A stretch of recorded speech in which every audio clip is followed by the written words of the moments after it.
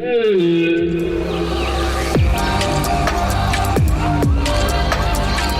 is Word on the Reef, where marine science meets adventure. Join Tanya Murphy and Brett Goodban as we plunge into the wonders of the Great Barrier Reef and explore the mysteries beneath the waves.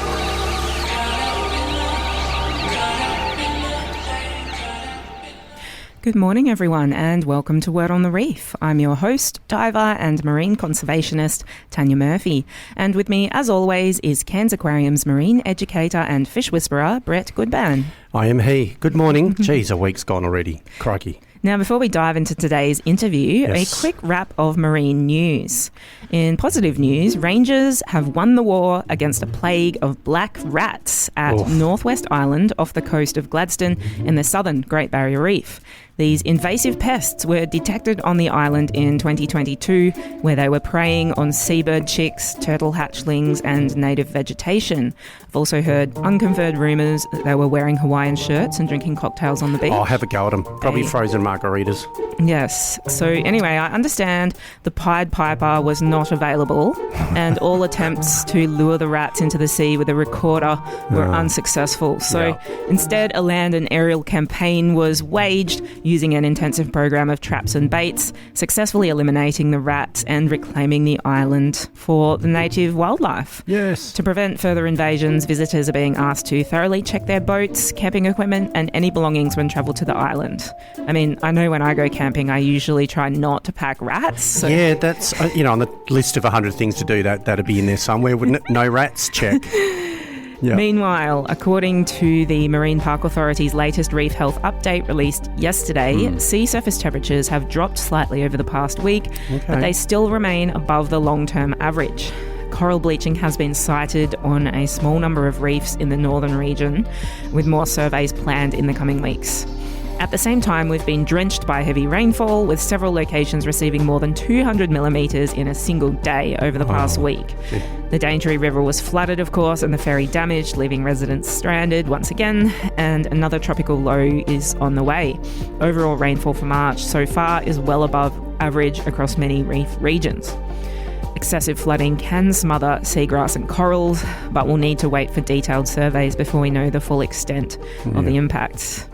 Now, on to today's topic. Today we're talking about how our mental health connects with the ocean, the reef, and environmental challenges like climate change.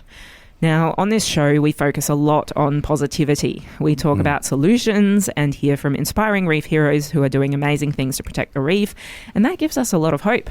Of course, the Great Barrier Reef is enormous, and different parts of it are affected differently by environmental impacts like climate change, so there's still so much joy and well-being to be gained by snorkeling and diving on the reef and talking about the reef. And the reason we make this show, and probably why so many people enjoy listening, is because we love the reef. But when you love something or someone, you open yourself up to the possibility of loss. Sometimes learning about the losses the reef might be experiencing from climate change, pollution and other pressures can hurt. It can make us feel sad, worried, or even mad. Brett, what are some of the feelings that come up for you when you think about things like coral bleaching and reef degradation? Oh, I feel it in my soul because it's been part of my life, just to see her go through that, because we've seen her at her best and then you see all this happening. And this is going to be a very important chat because this is something I get asked about at work a lot, is customers coming up and going, you've spent so long on the reef, it's been part of your home. How does this make you feel? So this is a very, very cool chat today. We need this one. Yes. Yep.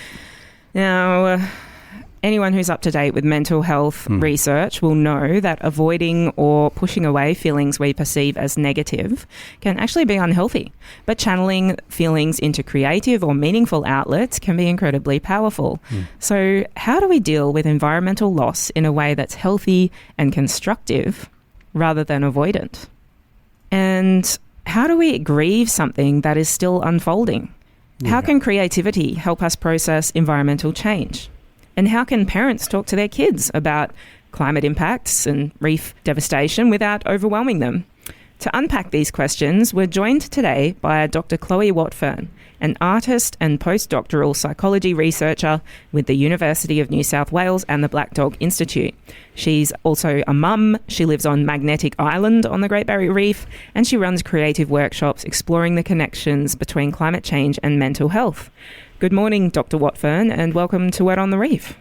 Good morning. Thank you so much for having me today. Good morning. Thank you for joining us. It's going to be a really important chat, this one. It's great to have you on the show. To start off, can you please tell us a bit about yourself and your background and why you're passionate about the marine world, art and psychology? I absolutely can. That's a big question, and it's the question of how far to go back. But I will say I'm so lucky to live now on Yunbanun Magnetic Island, and it's a place I've been connected to my whole life. My dad spent his teenage years here, and my grandparents lived here for 50 years. So I've been very connected to this island and the reef around it since I was born. And so that's definitely played a big role in my environmental identity, like how I feel so much belonging and joy. And, I feel my soul's are kind of happy and at rest. And I love the way you described your own feelings. I feel that being here in the water. Yeah. I did grow up down in Sydney, so some much colder waters, but still beautiful marine life. Yeah. And so, I guess salt water has always been my home. It's something that I've wanted to bring my kids up in as well, to have that sense of reverence and that sense of joy and connection to this wonderful world that we live in. And so that's definitely been, just personally part of my life forever. But as you said, I'm an academic, I'm a researcher, and also have an art practice. And these things I've been trying to kind of wrangle into some sense of responding to that love I feel for the world, but also that sense of deep loss when I hear what's happening and some of the things that human behaviour has driven for the world and the reef. So that's kind of, what brings me to the topic today, and different strands of my research and practice that try to address how we're feeling with what's going on, particularly for the reef, given our topic today. Mm-hmm, absolutely. So we've heard from a few of our listeners that are feeling different feelings, like overwhelmed, sad and worried about climate change and its impacts on our reef, our oceans and our planet in general. Is it normal to feel this way? It's absolutely normal. It's actually quite common, and some would say it's a very rational response to what is a real threat that we're seeing. We're seeing these precious places come under increasing pressures from issues like climate change and warming sea temperatures, but a whole range of things. So when we feel connected and attached to a place, it's very normal to feel some grief at some observed losses. For example, snorkeling in a place where you notice that there's some broken coral or it's bleached, which has happened to me a lot living now on Magnetic Island.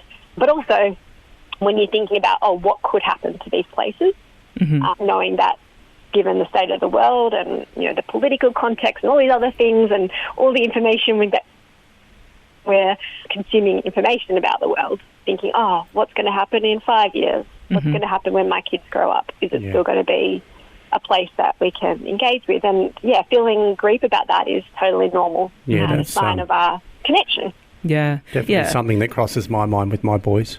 It's a healthy sign to love something and feel sad to see destruction and damage happening. Well, that's the line that we use at work. One of the things that we're privileged to do at work is allowing our customers to connect with nature and the animals, because when you care about something and you love something, you care about it more, and it becomes a more personal and deeper thing, isn't it?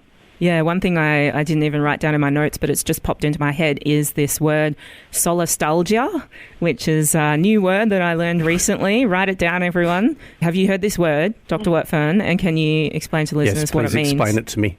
Absolutely. So that amazing word was coined by Dr. Glenn Albrecht, who is based down in New South Wales, but lived for many years in the Hunter Valley region of New South Wales, which has a very significant coal industry. And he lived through a period there where mining was radically changing the landscape. And as a local community member there, he was having lots of conversations with people around him, farmers, miners, just people living in the Hunter, and seeing this very acute and kind of unique sense of sadness as the country that they belonged to, were connected to, was being very radically changed. And he combined the terms solace and nostalgia to create this word solastalgia. And he describes it as a homesickness that you feel while you're still at home. Wow. And it's a term that's really taken on a life of its own. You know, I think Missy Higgins has a song called Solastalgia, which, if people are interested, is very lovely. And, you know, it's being used by all kinds of people to make sense of what they're feeling as the world changes around us. Yeah, I really relate to that because we still have so much beauty to go and see at the reef. But there's a bittersweet side to it nowadays where you think, all right, I have to feast my eyes on this as much as I possibly can because there'll be something there in 10 years, but you don't know if it's going to be the same, I guess, or if it'll be the same for the next generation of little people that we might want to bring there with us. Well, that's one of the main reasons why I can't bring myself to go out there as often as I would like. I want to remember it. I want to remember it the way that she was when I finished up, you know. But yeah, people still need to go out and enjoy her. But all of the older dive crews that have been in the industry for so long, and you talk to them, and they all have that same feeling of, you know, how could we let this happen? Yeah, it's so important, especially for many listeners who haven't spent 20 years diving on the reef like Brett and I have, that when you go out there, you're still going to have an amazing time and see amazing things. But if you have been diving there for a long time, there's my favourite sites, and some of them I haven't been to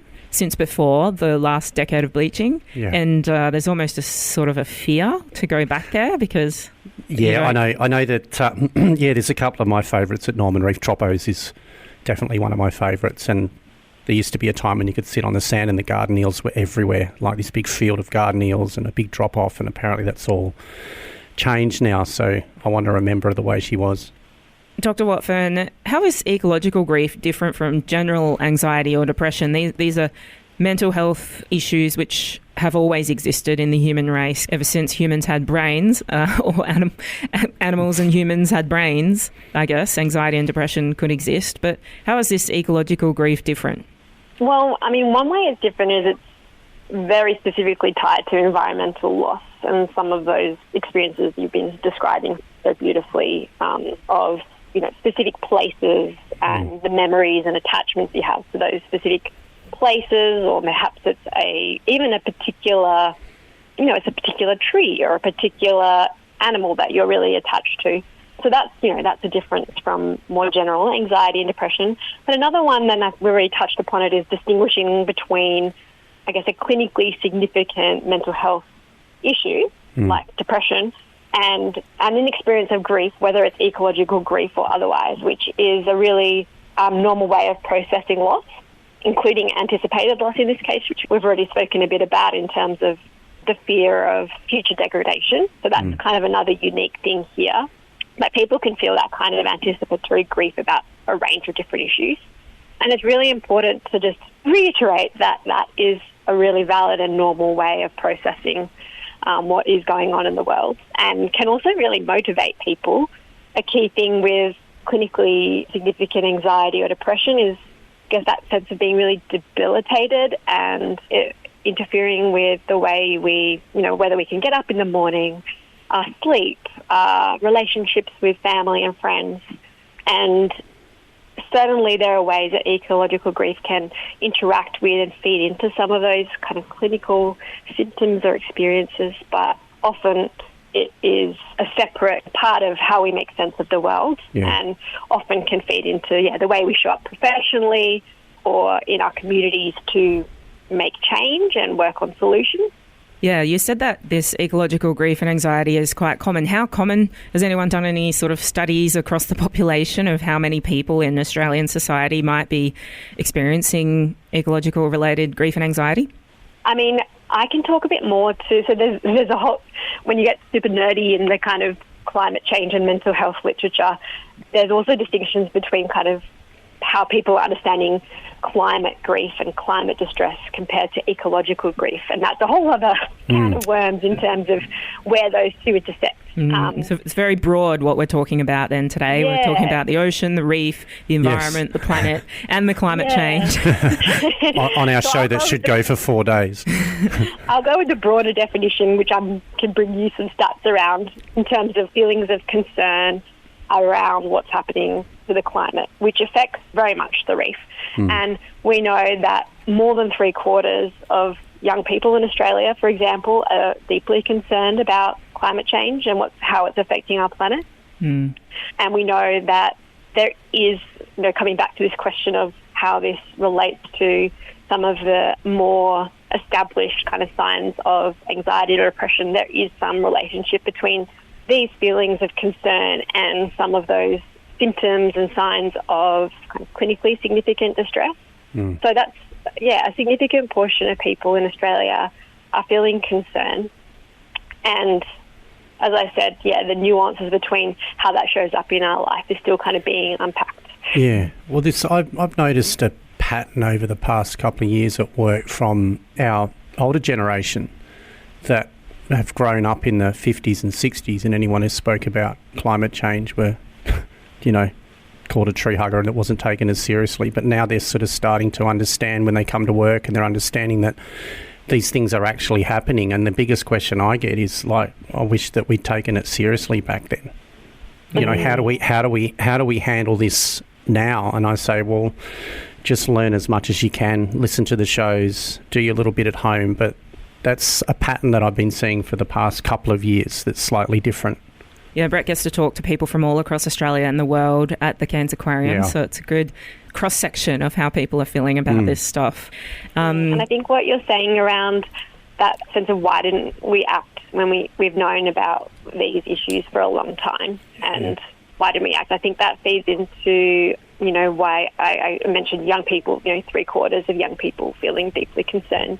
And I think there's a unique sense of, moral injustice that young people feel. A lot of my research has involved engaging with young people and feeling that older generations have betrayed them because we've had this knowledge for a long time about what we're doing, and we've continued to accelerate the damage. Yeah, and I've definitely heard and seen that from kids as well, and young adults. Yeah. Wow. So some of the older people are feeling guilt, and some of the younger people are feeling betrayal. And yes. I mean, for me as well, I also feel betrayal in a way, mad at the delayed action since we've known about climate change for so long. But I don't feel mad at my elders. No, that's not the way it's done. Because there's been a lot of misinformation basically fed down the line from those who profit from fossil fuel proliferation, and that's who I'm mad at. I'm not mad at those people who didn't get the best information about the issue. That's exactly right. Over the past few decades.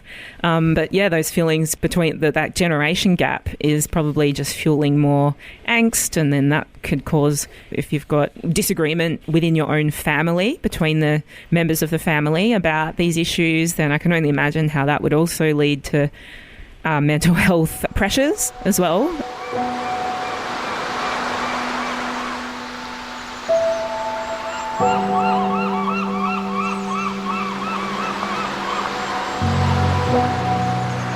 Something that came up, which I'm really interested to talk more about, is the impact of climate impacts and environmental impacts on young people. There's been a lot of discussion about it, people asking whether environmental issues are causing anxiety and depression among young people, but then there's a lot of people who say it's because of smartphones or social media. I mean, there's a lot of pressures on young people now. It's all just kind of... As a father of 3 boys, yes. Yes. And then, of course, you've got the climate deniers who will say that it is people like you and me, Brett, talking about environmental issues on the radio who are causing young people to get depressed. So we should just shut up. That's going to happen. No one likes the truth, do they, Tanya? People should stop talking about environmental realities altogether because it's making people sad. Aww. So, Dr. Watfern, you're a parent. How do you think about climate change in relation to your children? Oh, yeah. Well, I mean, firstly, I feel like becoming a parent has been a huge driver of a lot of big feeling for me around climate change. So I'll just acknowledge that to begin with, that as parents we might be going through our own emotional processing of the implications of the lifetimes of our kids going way into, all kinds of projected realities from climate change. And so that has been, something big for me to work through, and then also to understand how to support my kids to become good citizens, but also live a good life in this world that's quite uncertain. Yeah. My kids are still pretty young, so they're just turned 9 and just turned 6. And I think the way that we talk to kids is going to change a lot depending on where they're at developmentally. And certainly with young kids, and with all people really, I think that it starts with love and connection to place. What we've already talked about, really just enjoying and embracing the beauty and joy of the living world that is still so resilient and so vibrant. And meeting kids where they're at in their understanding of things that are happening that aren't so good, and empowering them to learn and be curious. I do school groups at work from preppies to year 12s in literally one day with 2 hours each, and it's almost like we don't give them enough credit. You know what I mean? They're smart little things. They're unbelievable. They're little sponges. I mean, the little ones from preppies to year 5s, they haven't had that influx of social media and that brain, rot of just flicking through stuff. So they're little sponges. But it's hard sometimes when my youngest one comes up to me and goes, "Oh, Dad, you dived the reef for a long time." I said, "Yeah, buddy." He goes, "Oh, I'm really sad because I keep hearing it's dead." And it's like, well, let's have a little chat. But they're into recycling, they're into, this whole next generation are starting to shift, I think, in that sense of what they're learning at school. The schools are teaching them good stuff at the moment as well. Yeah, I'm just responding as well to that comment around, should we not be talking about this? Should we be essentially silencing the climate science and the reef science and avoiding the topic altogether because it's making people depressed? I've worked with a big coalition of experts from across Australia to respond to that in an open letter that's published on a website by the organisation EcoMind, if any listeners are interested, or maybe there's some show notes. But there has been some discourse in the media around the fact that kids are anxious about climate change, and so it shouldn't be part of the curriculum at younger ages, for example. Sounds like a very convenient way to censor. Yeah, I wonder who came up with that line. So without wanting to stoke any culture wars, I just think that exactly what you're saying in terms of having these, meeting kids where they're at and having really open conversations around what does that feel like, what can we do, where can we find out more, and having a bit of a structure for that within the school system would be amazing, because at the moment there's not kind of a unified way of perhaps integrating some of those more student-led or, emotion-attuned ways of investigating climate change and environmental issues. It comes down to the teachers, and there are so many amazing teachers, but there could be a bit more of a top-down kind of, this is how you could do it. But certainly I think we need, more, not less, conversations around this topic to enable us to process it. Yeah, absolutely. There's always a part of growing up where reality comes in, and a lot of kids might lose a pet or other things that are hard for them to go through loss as they're growing up. And I mean, it's often those similar people who are so active in the comment section who are also saying that young people these days are not resilient. They're all growing up coddled and overprotected. So there's a lot of hard truths that kids need to learn as they grow up when they get to the appropriate ages.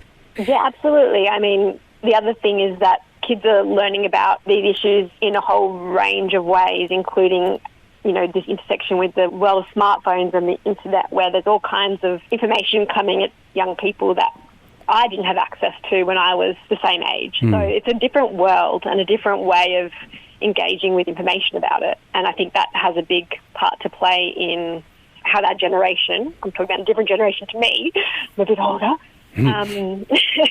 is responding to what's happening.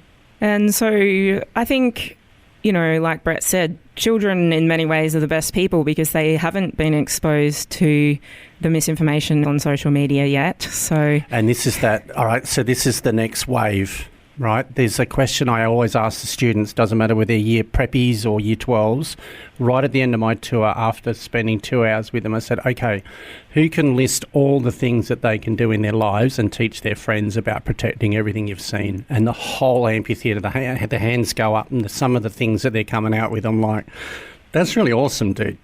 Yeah. You know, that's so cool. Dr. Watfern, do you think children can teach us something about resilience or keeping positive in dark times? Well, I've certainly learned a lot from my time with children, my own, and when I'm singing out or professionally working with kids. And I love what you're doing at the aquarium. I'll have to come up there with my children. Yes, please come and visit. But I think the core things for me are the power of play and creativity and interacting with the natural world as though, and it is, I'm convinced it is, a sentient kind of animated place where there are all these other people, that might not be humans that you can kind of come to know. And that's something that I love, particularly in younger children. It's when they're coming into, new ways of language and understanding what life means. The way that they engage with nature is just so wonderful, and it gives you, as an adult, a new perspective on that world, which is being so curious about everything, wanting to understand all these processes, and then you're like, actually, I have no idea. Like, I really don't. I understand photosynthesis at like a kind of very basic science level, but when you ask 5 whys, I go, I don't know the answer to that. There's been many a times when a child at work's come up to me and gone, "What's this mean?" And I go, you got me, champ. I don't know. 8 years of talking about the animals at the aquarium. I've never had that question. Why doesn't a swim only to the left? I don't know, mate. I'm sorry. Just knowing that, just thinking, I don't know, because I think, in this world of hyper-information, we tend to think that the answer to everything's at our fingertips, but also sometimes once you go a few questions deeper, there's also is it I don't know down there, and that's kind of empowering. Yeah. Yeah, well, there's so much that we don't know. And, I think we should continue fostering that even when we're adults. I know, Brett, you basically treat all the animals at the aquarium and in the ocean like they're your friends and give them names and everything, don't you? Oh, yeah, they're my mates. and that's what I do when the customers come in is I want, I tell them the species, but I also tell them their name, People want to make that connection. Like, they won't touch a sea star till you call it Trevor. Do you know what I mean? They're like, there's no way I'm touching that, I'm terrified. But Trevor wants you to touch him and their finger's in there straight away. It's like, it just flicks this switch. It's like, you got to make that connection that they're not just these objects in the ocean. They're all family and they all have names and they're all very special. And then people change the way that they think about them. It's very simple to do.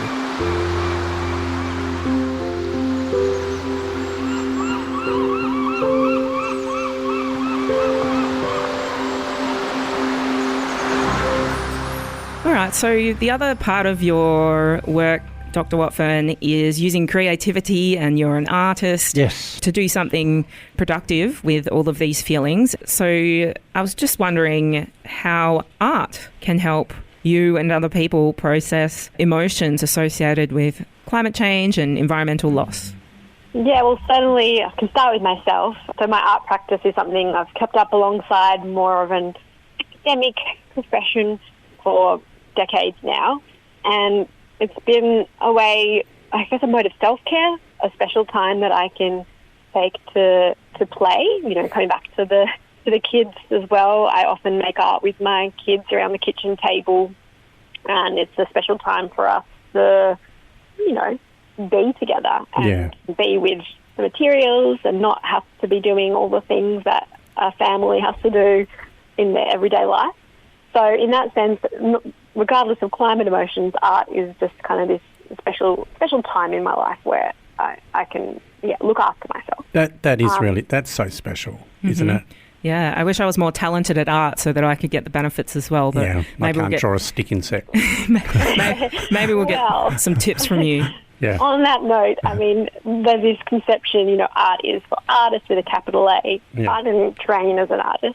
I've certainly studied kind of in ways that are adjacent to art and did my PhD actually at an art school despite having a bit of a psychology bent. I did see a little drawing that you drew, the link that you sent me. Oh, there's a lot of art on Dr. Watfern's website. At the top of the website, it's looks like a nudibranch and something else. So my practice is actually mainly around using collage.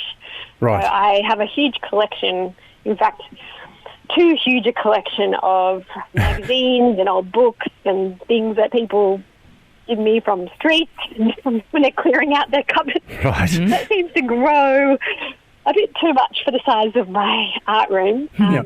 So my practice is always in collage, so cutting and gluing from found images. I have never done that, maybe in school, but maybe I need to give it a go, because then you don't need to worry. I'm very judgmental of my own drawing abilities, but with collage, there's less worry about having to draw anything, I suppose. Exactly. And so that's what I find as well when I'm inviting others to collage. So I've been doing a lot of work, and, you know, as people are exploring some of these really kind of complex topics, like how we feel about the reef or how we feel about climate change, collage has been quite an awesome vehicle for people to have images and metaphors to help them talk about those feelings without feeling like they need to be able to draw it, because that can be a challenge with a blank page to draw those things. And I guess coming back to your initial question, I find that the art does, whatever art form it is, whether it's collage or drawing, or sometimes I've also played with storytelling and writing, it's just different ways of accessing how we feel when words can be, challenging and hard to to place. And also bringing back to the concrete, because I think our feelings can be very abstract, but art making and storytelling can bring us back to, some of those things that you shared of, those eels in that one place on the reef that you remember so clearly. You need to find a picture of that.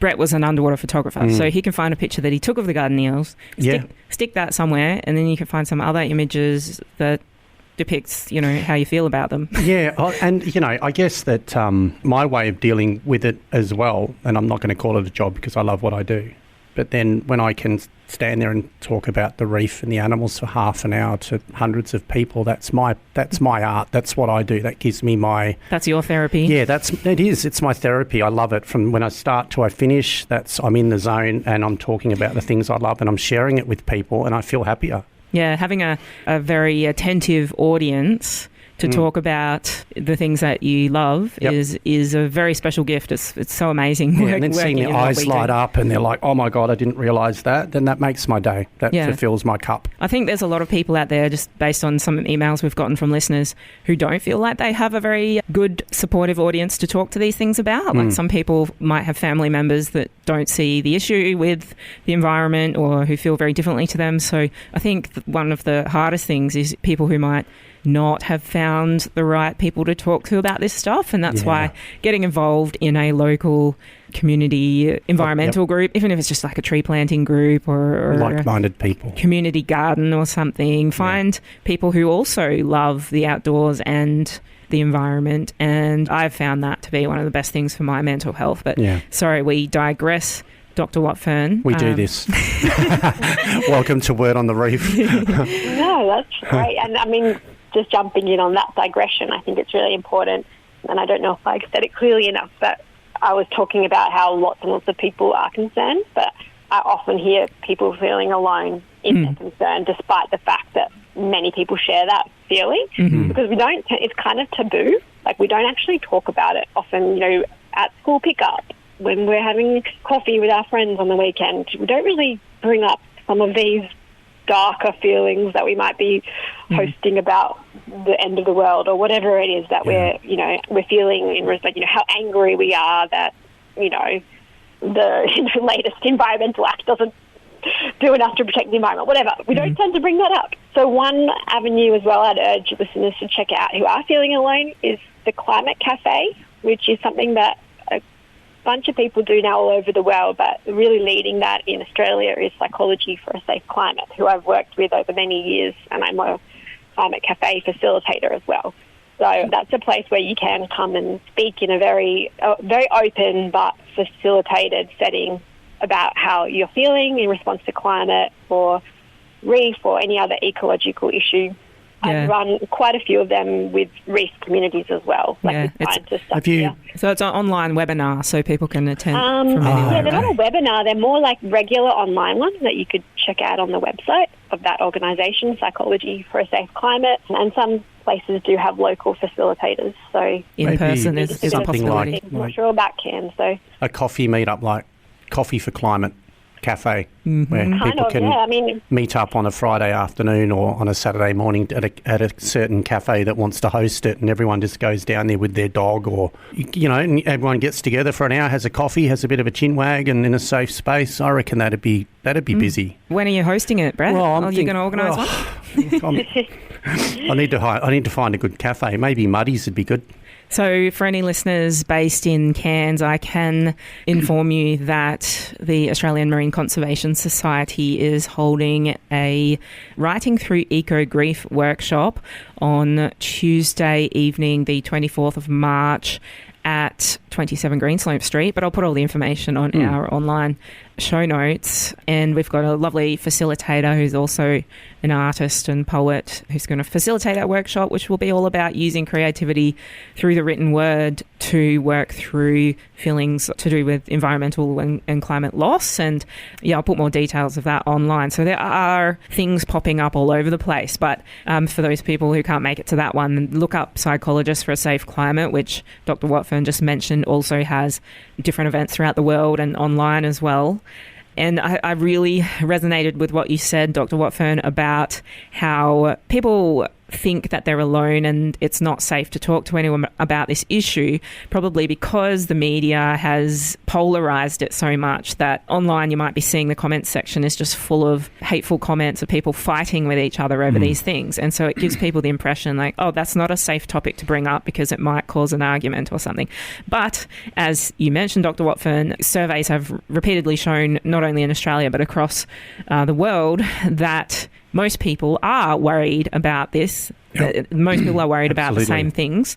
So it is actually possible that we could be sitting right next to someone who cares about it and wants to talk about it just as much as you do, but neither of you is going to make the first move to start talking about it unless you're brave enough to do so. That seems to be the opinion, but that's not what I'm seeing at work. There's way more people that are concerned about it, and that's the issue, is they say to me, oh, can we talk about it? We want to talk about it with you because we don't know who else to talk to. You're their safe place, Brett. Yeah, and then they're like, well, then another person will walk up and going, we've been worried about this, and then we've been worried about that. And by the end of the day, you've had 100 people go, we're really concerned about it, and thank you for giving us a real story. And I think there are people out there, there's more people out there that are concerned about it but don't know which avenue to go down. That's the problem. Yeah. So I think we just need to continue to normalise talking about this stuff. Absolutely. It is normal. Don't pay attention to the divisive narratives on the internet. No. In real life, you can talk about these things and maybe pleasantly surprised at how well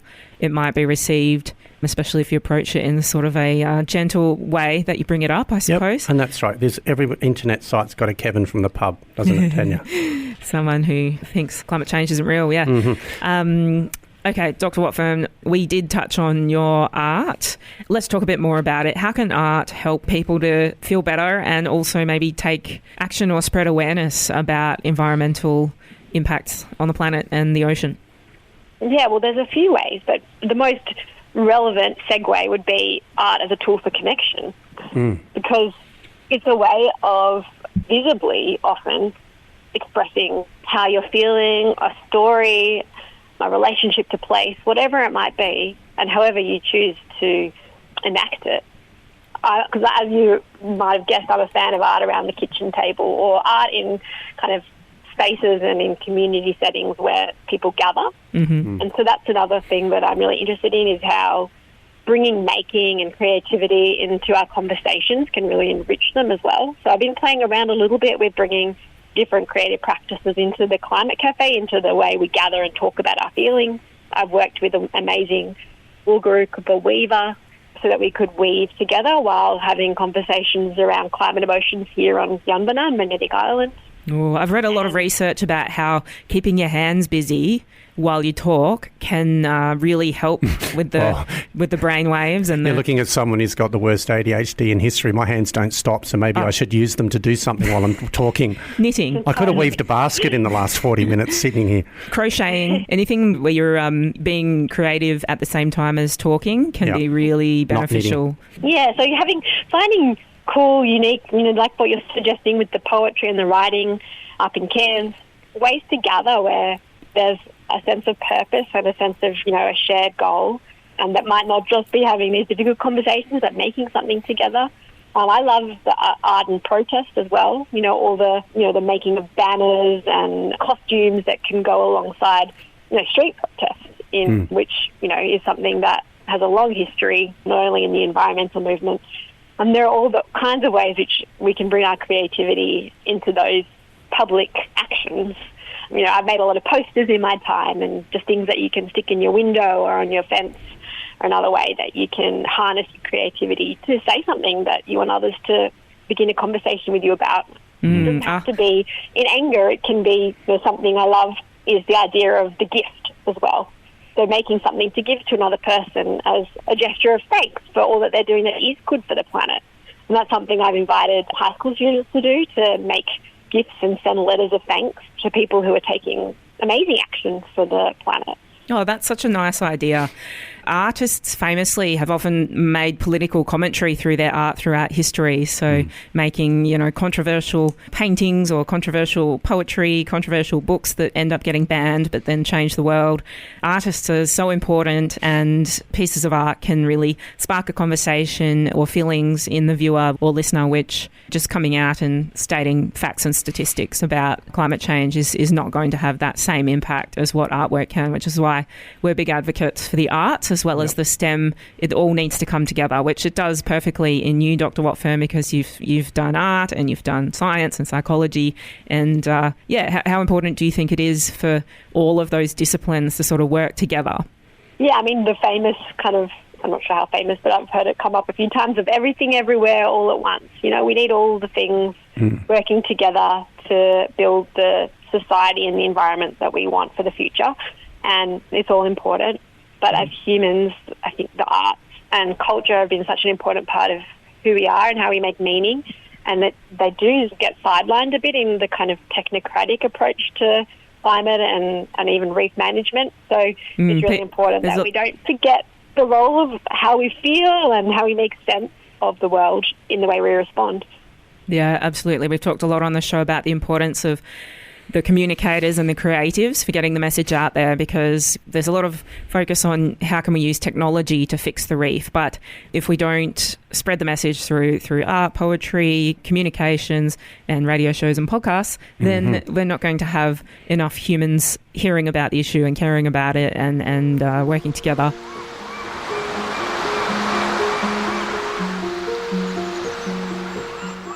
I really love the idea that by doing art or holding art activities together, it creates community, which is really closely linked with mental health. Yeah. And it's really important that people are gathering with friends to do things that are creative and not just seeing going to the pub and drinking as the only way to gather and talk with friends, I think. That old school feeling of, I'm a big fan of fun. I've had a lot of fun, especially when I was a younger dive instructor. So definitely not against that. But I think the standard Aussie go-to for feeling down can sometimes be drowning your sorrows, or maybe the only context that people catch up with friends is in a context that involves alcohol and things like that. So I think looking more at what else can you get together with your friends and do, like maybe some collaging or some crocheting, Scrapbooking, absolutely. So Dr. Watfern, you often, as you said, run workshops on this topic. What have you seen happen in those spaces? Have you seen some people get some really interesting benefits out of it? Yeah, absolutely.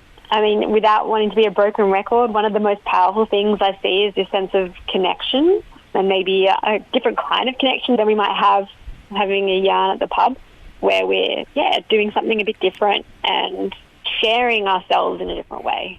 And often when I facilitate this kind of work, there's the element of making, but there's also the element of talking, and they come together. So often I'll invite people to share something of themselves through an object. Sometimes I'll invite people to bring a significant object that helps them tell a story, whether of climate change or the reef. Other times I'll have things in the space ready that people can respond to. But I think that when we ground our experiences and our stories in concrete things like a piece of coral, so I've done some workshops in collaboration with some wonderful researchers and artists using corals, so pieces of coral fragments that I've found and gathered respectfully and returned to the beach here, not in National Park, on Magnetic Island, and inviting people to really kind of notice that object, respond to that object, and then draw and write in response to it. Well, and that becomes a way to bring up memories as well. So a lot of people have these deep stories of being on the reef or finding pieces themselves in their home places that then spark connection between the group. Well, coral is art, isn't it, as well, on its own? Yeah, well, beautiful. Humans are not the only artists. Nature's out there creating the most beautiful things, you know. Those activities sound so simple, and yet I can see how it can really spark conversations. And that word that keeps coming back up is connection.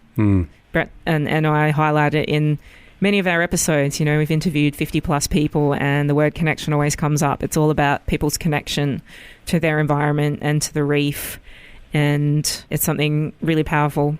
So can you walk us through a simple creative exercise that listeners could try at home right after they finish listening to this episode? They can go and do something with whatever they've got around them. Yeah, absolutely. Well, let's start where I often start, with an object. So without overthinking it, walk around your garden or even inside your house and find something that helps tell a story of your care and connection with and for the reef. Even if you don't live in Cairns, people have imagined connections and stories if you've never been to the reef. There's something that might help tell that story, and it could be as simple as, I'm looking around me now, like a pair of sunglasses, because every time you've tried to go snorkeling, it's been a glaring hot day, and that's been your, it can be something mundane and silly like that, and then just spend some time with that object. You might like to draw it, you might like to write about it, but if you ground yourself in attention to that thing, you'll start to notice all kinds of possibilities for creativity. I had never thought of these ideas before. It's like the simplest activity, very profound, I think, you know, because for me, I'm actually decently creative, but it's always with an end purpose in mind. Like, okay, we need to make a poster to tell people that we've got an event coming up, But when someone says to me, write a poem about how you feel, I'm like, I'm sorry, I don't follow. Yeah. I don't get the, what am I supposed to do? Yeah, I ran out of patience writing my last name when I walked in here today. So yeah, it's pretty funny. Brett was signing into the building, and he wrote Brett Good. Yeah, I ran out of puff, and I didn't write the BAN at the end. But I think these are the instructions I needed, where to start. Yeah, but I think it's different for everyone. Like for me, every night that I go to sleep, I have my phone running with ocean waves and marine sounds like whales or just gently seagulls, water lapping on the water, on the beach. Every night I put that next to my spare pillow on the lowest setting ever, and I just drift off. I love that. That's my connection. And even today, talking a little bit more about how we feel about the reef and what it's going through in the connection, that's probably the most emotional I've felt in a long time today. Because it's deep inside you, and some people it might be a smell that can set you off, the smell of the ocean. Like I know that if I go near the beach, I'm just, my whole body just feels relaxed. It's just that feeling of being connected to the ocean and connected to the reef, and that's really powerful. So some people, for me, having the worst ADHD in history, sitting down for more than 3 minutes is very difficult for me. So my escape and the way I connect is sound and the smell of the ocean and being just near it. Even going past a fish and chip shop and smelling the vinegar. And I think what you're saying is I think we can get caught up in art being, I have to make a perfect drawing or I have to write a poem. But what you're saying is, it's being attuned to the world, tuning into those sensations. Yeah. That's what art can help us do, but you don't need to draw to do that. You can be a creative person through simply taking note of those things, and creativity can manifest itself in all kinds of ways. So you're saying, listening and smelling, but then you transform that through your work into these amazing presentations and stories about the animals that you care for. And so people might do it in all kinds of ways. People might be out in their garden and noticing all the different things growing there and turn that into a beautiful salad, and that's creativity. Yeah. And that's honouring the living world and eating locally and doing things that are good for the planet too. So, you were spot on when you said everyone's going to have a different path to feeling and to responding to what they're feeling. So it's a bit hard to say this is the one thing for you. Yeah. But I suppose with the art and the creativity that I'm talking about, it's ultimately a couple of core things. One of them is simply paying attention. So it's, noticing that you're feeling something. Often when we feel something, we ignore it. We ignore it. It's taboo to talk about. We don't feel like it's a valid thing. It's a bit weird. Why would we care so much about, a non-human? I feel like Western modern society has turned pushing aside your feelings into some kind of Olympic sport. We're all extremely good at it that you have to really stop to figure out what it is that you actually do feel about anything. Yeah, and so art can just be one way, but there's so many, and ultimately it starts with paying attention. Listening to that little voice inside us that's saying, oh, I'm hurting, or, oh, I really love this place, or whatever it is.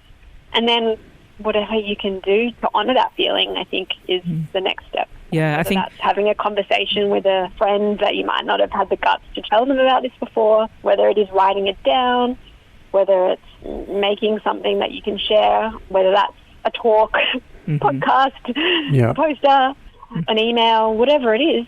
That's kind of the next step. But ultimately, if it can be driven by joy rather than fear, I think that's going to be more sustainable in the long term. So something that brings you joy. Maybe it won't bring you joy to go find an object and draw it, but it will bring you joy to spend 5 minutes touching a tree next to the beach or whatever it is. Well, you get all that beautiful energy from a tree. Sit under it or sit next to the energy that you can get from it that enters your body is incredible. Oh, that connection. Did you see that video? There was a David Attenborough doco where there was a small clip going around online recently of flowers giving off some kind of vibration that attracts bees. So, we know. Now we're just veering into the esoteric, but you can definitely pick up the vibes from nature. Energy's just so important. It's everywhere. Yeah, that's why we feel connected. Yeah, that would be a subject for an entire episode, the amount of science about the benefits of actually just being in nature, whether it's the, negative ions that are given off by water. There's all this scientific research into the chemicals that come out of trees, which benefit our mental health. There's so much scientifically grounded evidence that being in nature is beneficial for our mental health. But I don't think we need any scientific studies to tell us that. Most people just know. Yeah, that's right. that nature makes you feel good. So getting out in the ocean, if many listeners all over the world might not be able to come and swim in the Great Barrier Reef, but getting in your garden, getting outdoors.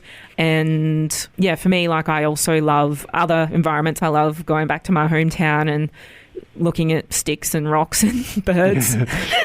That quieting of our chattering thoughts has a lot of parallels to meditation and Buddhist philosophy. And so focusing on art helps with that sort of meditative state of mind where you're just focusing on something that you can touch and feel and see, which is all very much aligned with meditation practices. Dr. Watfern, a lot of people listening might be working or volunteering in either climate action or environmental action, and that can take a bit of a toll. What are some psychologically healthy ways for people to stay engaged on taking action without burning themselves out? So you can't switch off from these issues completely, but you've got to have some boundaries to avoid burning yourself out, don't you, Dr. Watfern? Yeah, that issue of burnout is so alive, particularly in the conservation sector, where people are just giving everything of themselves to the issues that they're passionate about. And people respond in all kinds of ways, but I think it's taken a huge toll and mean that people just remove themselves. Yeah. So ultimately, for the longer vision of the cause, looking after yourself is part of the important work that you're doing. Yep. And a big part of that is rest. Rest is resistance. and rest in a culture that's so fixated on productivity. If you can honour your need for that, that is a mode of resisting those bigger forces that many conservationists are fighting against. So whether that is through creativity and the art practices I've started to share, whether that is through simply having a doona day every now and then, I think having a bit of rest is really important. Self-care is very important. And thinking about self-care not in that individualistic way that's often touted in a kind of corporate speak of boosting productivity, because that can verge on that too. But thinking about the self as interconnected, again, with the systems, the places that you're trying to protect. So, sound advice. Coming back as well, self-care and care for the people around you. And that can be through revealing yourself to them too and creating deeper sense of shared responsibility. So some advice that really resonates with me is it's a marathon, not a sprint. Yep. We don't want to burn ourselves out in the first 2 metres of the race. So we've got to pace ourselves with taking climate action and environmental action. So it's really good advice to take some time for ourselves. And I really love the advice you gave earlier about doing art around things that bring you joy. If you're focusing on, okay, I need to do art that expresses my climate grief, I struggle with that because it's kind of not that inspiring to think about making art about grief. But if I think about, I'm making art about how much I love the reef, and then the grief will sort of come out through that, I think that's really good advice. So, it is. Dr. Watfern, do you have any last thoughts to leave us on? Yeah, I think it's just coming back to that sense of love and joy wherever we can. Yeah, that's right. This work is hard and we can't do it alone either. Well said. Dr. Chloe Watfern, artist and postdoctoral researcher with the University of New South Wales and the Black Dog Institute. Thanks for all your amazing work, and thanks so much for joining us on Word on the Reef today. Thanks very much for having me. Thank you so much. Have a wonderful week. And thanks to you, all our listeners, for joining us on Word on the Reef with me, Tanya Murphy, and co-host Brett Goodban. This show is broadcast live from the Cairns FM studio, which is on the land of the Yidinji people. We'd like to extend our respect to elders past and present. Don't forget to follow us on Instagram at instagram.com/Word on the Reef podcast. That's all for this week. Best fishers. Safe diving. Have a great week, gang. See you next time. Bye.